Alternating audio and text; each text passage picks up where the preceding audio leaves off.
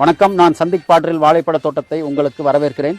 இது G9 வகையின் வாழைப்பழ கொத்து மற்றும் இப்பொழுது 10 முதல் 11 மாதங்களில் முழுவதும் அறுவடைக்கு வந்துவிட்டது. முழுவதும் ஏற்றுமதி தரத்திலான பொருள்.